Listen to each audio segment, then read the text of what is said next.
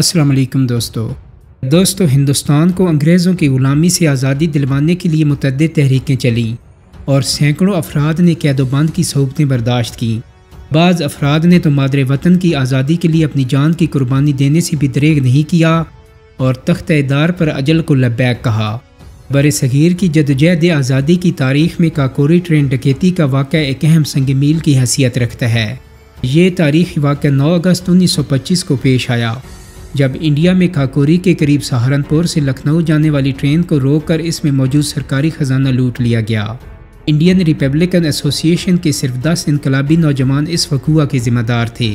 ان نوجوانوں کے نام پنڈت رام پرشاد بسمل، راجندر لالی روشن سنگھ، اشفاق اللہ خان سچندر ناتھ بخشی، چندر شیکھر آزاد، بنارسی لال بنواری لال، بھوپندر سانیال اور پریم کشن کھنہ تھے۔ 9 اگست 1925 کو نصف کے قریب شب گزر چکی تھی۔ آسمان پر سیاہ بادل چھائے ہوئے تھے اور ہلکی ہلکی پھوار پڑ رہی تھی۔ چاند کی 2 تاریخ تھی، اس لیے سر شام سے ہی اندھیرا تھا۔ ایسے میں جب سہارنپور سے لکھنؤ جانے والی 8 down passenger train Kakori station کے پلیٹ فارم پر آ کر رکی تو چند مسافر ٹرین سے اترے اور چند لوگ ٹرین میں جلدی سوار ہو گئے۔ کسی کو اندازہ نہیں تھا کہ تھوڑی دیر میں ایک ہنگامہ برپا ہونے والا ہے جو ہندوستان میں برطانوی حکومت کو ہلا کر رکھ دے گا اور برصغیر کی جنگ آزادی کی تاریخ میں اولوالعزمی اور جانبازی کا ایک ایسا نقش ابھرے گا جو آزادی کی تاریخ میں ہمیشہ عقیدت و احترام کی نظر سے دیکھا جائے گا۔ جو لوگ ٹرین کے مختلف ڈبوں میں سوار ہوئے، ان میں اشفاق اللہ خان سچندر ناتھ بخشی، پنڈت رام پرشاد بسمل اور راجندر لالی کے علاوہ دیگر 6 انقلابی شامل تھے۔ ٹرین کاکوری کی حدود سے نکلی ہی تھی کہ ایک ویران سی جگہ پر زنجیر کھینچ کر اسے روک لیا گیا۔ چند آدمی تیزی کے ساتھ نیچے اترے اور انہوں نے ٹرین کے دونوں جانب پوزیشن سنبھال لی۔ ٹرین کا گارڈ اور ڈرائیور ان کے نشانے پر تھے۔ چند فائروں کی آواز فضا میں گونجی اور ٹرین میں مسافروں اور عورتوں بچوں کی چیخ و پکار کا ہنگامہ برپا ہو گیا۔ اچانک فضا میں ایک دبنگ آواز گونجی اور اعلان ہوا، کوئی شخص ٹرین سے اترنے اور حرکت کرنے کی کوشش نہ کرے۔ ہم ڈاکو نہیں، انقلابی ہیں۔ ہم کسی مسافر کو نقصان نہیں پہنچائیں گے، صرف ٹرین میں جانے والا سرکاری خزانہ لوٹیں گے اور چلے جائیں گے۔ گروپ کے چند نوجوان گارڈ کے ڈبے تک پہنچ گئے اور اسے محاصرے میں لے لیا۔ گارڈ کو نیچے اتار لیا گیا۔ 3-4 آدمیوں نے اس ڈبے میں گھس کر اس تجوری کو نیچے گرا دیا جس میں سرکاری خزانہ موجود تھا۔ گارڈ نے کسی قسم کی مزاحمت نہیں کی۔ نوجوانوں نے تجوری کو چھینی ہتھوڑے اور پھر کلہاڑی سے توڑ ڈالا۔ انہوں نے سارا خزانہ سمیٹ کر گٹھڑیوں میں باندھ لیا اور اس کے بعد گارڈ کو روک کر ڈرائیور کو گاڑی لے جانے کا حکم دیا۔ یہ سارا مرحلہ طے کرنے میں 45 منٹ صرف ہوئے۔ دوستو، برطانوی استعمار اور اس کے آہنی نظام پر تاریخی ضرب لگ چکی تھی۔ نوجوان خزانے کی گٹھڑیوں کو سر پر رکھ کر پیدل ہی چل پڑے اور لکھنؤ پہنچ کر اپنے خفیہ ٹھکانوں میں روپوش ہو گئے۔ اسی دوران ٹرین بھی لکھنؤ اسٹیشن پہنچ چکی تھی جہاں مسافروں کی چیخ و پکار سے پورا اسٹیشن گونج رہا تھا۔ اگلے روز اخبارات کے ذریعے یہ خبر ملک کے طول و عرض میں پھیل گئی۔ ہر شخص کی زبان پر کاکوری میں سرکاری خزانہ لوٹنے کے بہادرانہ کارنامے کا تذکرہ تھا۔ اتر پردیش کی حکومت نے نہایت سرگرمی کے ساتھ معاملے کی تفتیش شروع کی۔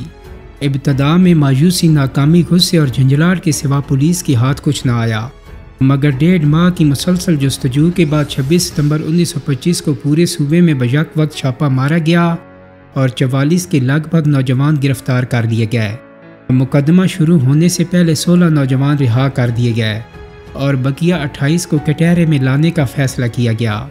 ملزمان میں سے 2 افراد بنواری لال اور بھوپندر سانیال نے اقبال جرم کر دیا اور منصوبے کی تمام تفصیلات وعدہ معاف گواہ بنائے جانے کے وعدے پر پولیس کو بیان کر دیں۔ پتہ چلا کہ 3 ملزمان اشفاق اللہ خان سچندر ناتھ بخشی اور چندر شیکھر آزاد کے علاوہ تمام ملزمان گرفتار ہو چکے ہیں۔ پولیس نے ان تینوں ملزمان کی گرفتاری کے لیے بھی ہندوستان بھر میں جال بچھا دیا۔ مقدمہ شروع ہوا تو تمام ملزمان کے حوصلے بلند تھے۔ یہ سب کے سب پڑھے لکھے نوجوان تھے جو جیل سے آتے اور جاتے وقت گیت اور غزلیں گایا کرتے تھے جن میں بیشتر ان کی اپنی لکھی ہوئی ہوتی تھیں۔ ان میں سب سے مشہور غزل کا مطلع تھا، سرفروشی کی تمنا اب ہمارے دل میں ہے، دیکھنا ہے زور کتنا بازوئے قاتل میں ہے۔ دوستو، 21 مئی 1926 کو سیشن کورٹ میں مقدمے کی کارروائی کا آغاز ہوا۔ یہ مقدمہ مارچ 1927 تک جاری رہا اور 6 اپریل 1927 کو مقدمے کا فیصلہ سنا دیا گیا۔ اس فیصلے کے مطابق رام پرساد بسمل، راجندر ناتھ لہری اور روشن سنگھ کو سزائے موت دی گئی اور دیگر ملزمان کو عمر قید اور 5 سے 10 سال قید کی سزائیں سنائی گئیں۔ ان ملزمان میں اشفاق اللہ خان، سچندر ناتھ بخشی اور چندر شیکھر آزاد شامل نہیں تھے کیونکہ وہ ابھی پولیس کے ہاتھ نہیں آئے تھے۔ چندر شیکھر آزاد آخر وقت تک پولیس کے ہاتھ نہیں آئے، مگر بعد میں انہیں ایک اور مقدمے میں گرفتار کر کے سزائے موت دے دی گئی۔ ملزمان نے چیف کورٹ میں سیشن کورٹ کے فیصلے کے خلاف اپیل دائر کر دی۔ اس دوران ملک بھر میں حریت پسند حلقوں میں بے چینی اور بے اطمینانی کی فضا قائم رہی۔ لیجسلیٹر کونسل میں ٹھاکر منجیت سنگھ نے سزائے موت پانے والے ملزمان کی سزائیں کم کرنے کی قرارداد بھی پیش کی، مگر کونسل کا اجلاس منعقد نہ ہونے کے باعث اس قرارداد پر بحث ہی نہیں ہو سکی، اور جب بحث شروع ہوئی تو سارا کھیل ختم ہو چکا تھا۔ چیف کورٹ نے سیشن کورٹ کا فیصلہ برقرار رکھا۔ اس دوران اشفاق اللہ خان اور سچندر ناتھ بخشی بھی گرفتار ہو چکے تھے۔ 19 دسمبر کو پنڈت رام پرساد بسمل، اشفاق اللہ خان، راجندر ناتھ لہری اور روشن سنگھ کو یوپی کی مختلف جیلوں میں تختہ دار پر لٹکا دیا گیا، جبکہ سچندر ناتھ بخشی سمیت 5 ملزمان کو عمر قید اور 10 دیگر ملزمان کو 3 سے 14 سال قید کی سزا سنائی گئی۔ دوستو، برصغیر کی تاریخ میں یہ واقعہ کاکوری ڈکیتی کیس کے نام سے معروف ہے۔ آزادی کے بعد حکومت ہند نے سزائے موت پانے والے 2 حریت پسندوں رام پرساد بسمل اور اشفاق اللہ خان کی یاد میں ایک یادگاری ڈاک ٹکٹ بھی جاری کیا۔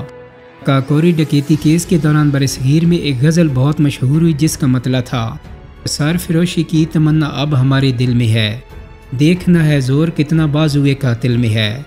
دوستو، اس غزل کے بارے میں عام طور پر یہ سمجھا جاتا رہا کہ اسے اس ڈکیتی کیس میں سزائے موت پانے والے مجاہد آزادی پنڈت رام پرساد بسمل نے تخلیق کیا تھا۔ اس غلط فہمی کا سبب یہ تھا کہ پنڈت رام پرساد بسمل کی زبان پر آخری وقت میں یہی شعر تھا، اور چونکہ ان کا تخلص بھی بسمل تھا اس لیے یہ غلط فہمی مزید تقویت پا گئی۔ سالہ سال یہ شعر انہی کے نام سے منسوب رہا، لیکن اس شعر پر اس وقت تنازع اٹھ کھڑا ہوا جب 1965 میں منوج کمار نے بھگت سنگھ کی زندگی پر بنائی جانے والی فلم شہید میں اس غزل کو شامل کیا۔ ایک محقق ابو محمد شبلی نے مضمون لکھ کر ثابت کیا کہ یہ غزل رام پرساد بسمل کی نہیں تھی، بلکہ محمد حسن بسمل عظیم آبادی کی تھی جو اس وقت حیات تھے۔ اسی زمانے میں نامور محقق قاضی عبدالودود نے بتایا کہ یہ غزل بسمل عظیم آبادی نے 1922 کے کانگریس کے کلکتہ اجلاس میں سنائی تھی اور بعد ازاں قاضی عبدالغفار کی ادارت میں شائع ہونے والے رسالے صباح میں شائع ہوئی تھی، جس کی پاداش میں یہ رسالہ ضبط کر لیا گیا تھا۔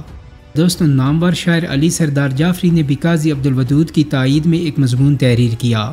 2008 میں ممتاز محقق محمد اقبال نے بھی اپنی کتاب بسمل عظیم آبادی شخصیت اور فن میں اپنی تحقیق سے یہ ثابت کیا کہ یہ غزل سید شاہ محمد حسن بسمل عظیم آبادی کی ہے۔ دوستو، شاہ محمد حسن بسمل عظیم آبادی کا تعلق انڈیا کے صوبے بہار کے شہر پٹنہ کے ایک زمیندار خاندان سے تھا۔ وہ شاد عظیم آبادی کے شاگرد تھے اور انہوں نے 20 جون 1978 کو پٹنہ میں وفات پائی۔ ان کا شاعری مجموعہ حکایت ہستی ان کی وفات کے بعد شائع ہوا اور اس مجموعہ کلام میں یہ غزل بھی موجود ہے۔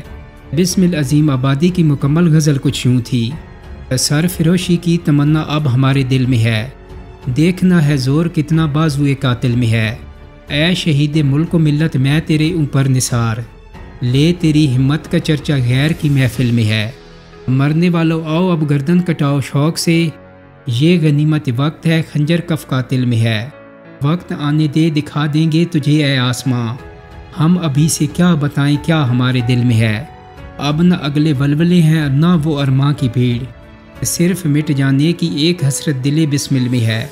دوستوں، امید کرتا ہوں کہ میری آج کی ویڈیو آپ کو پسند آئی ہوگی۔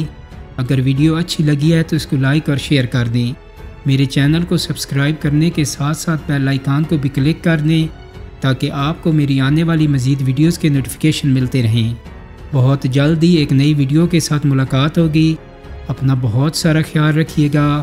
اللہ حافظ۔